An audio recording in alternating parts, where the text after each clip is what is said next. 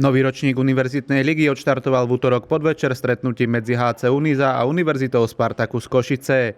Hostia sa ujali vedenia gólom kapitána Greca, ale ešte v prvej tretine vyrovnával tretinár. Po zmene strán poslal Žilinu do vedenia kopy a ten istý hráč v úvode tretej tretiny navýšil 3-1 kurióznym gólom v presilovej hre. Košičania sa zmohli už len na zníženie Miovkanichom a víťazstvo Unizy spečatil gólom do prázdnej brány Košút. Celkom dobrý zápas aj z našej strany, aj z strany Žiliny. Mali sme tam dosť šancí, skôr, že sme ich nepremenili. Žilina zase ich premenila, takže by som povedal, treba zlepšiť zakončenie a ináč dobre. Pocit je to parádny, prvý zápas, prvé 3 body doma. Ubili sme to, udržali sme ten výsledok, potom sme dostali ten gól druhý, ale nezmohlo nás to a išli sme ďalej, išli sme si po víťazstvu. Tak ťažký zápas. Máme troška problémy s tréningami, s ľadovou plochou, čiže není to ani zďaleka ešte nejaké optimálne, ale chalani zabojovali, splnili to, čo sme od nich chceli a doslúžené víťazstvo. Do herného plánu hostí výrazne prehovorilo skoré vylúčenie Onderíka do konca zápasu. Ten nešetrne kolenom dohral Mindeka, ktorý musel pre zranenie odstúpiť z hry. To, že sme dostali, že nám vylúčili hráča do konca zápasu, nám narušilo nejakú koncepciu, lebo musel som prestavať útoky tým, že sme boli, dá sa povedať, kvázi 15.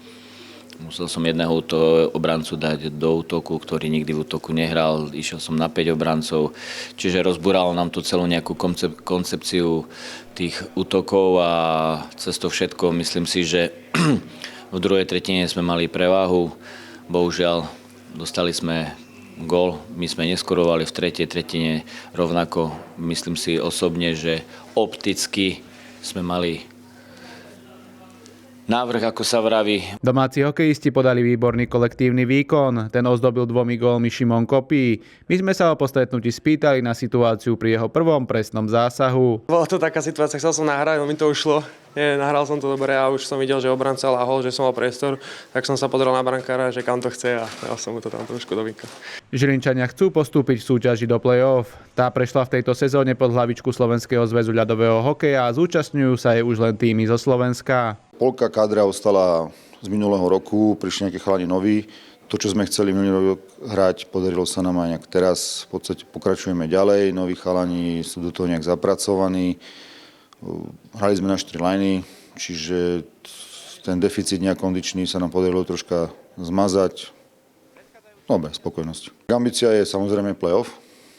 To je samozrejme. A čo sa týka kvality, ja som rád, že to je takto, ako to je.